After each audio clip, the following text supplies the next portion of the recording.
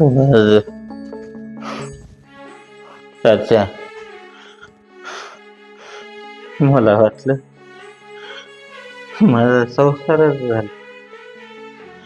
तुमची लग्न करून दिली आणि कुठेतरी म्हणलं आयुष्य जगाव. आयुष्याच्या वळणावर येऊन ठेपलं.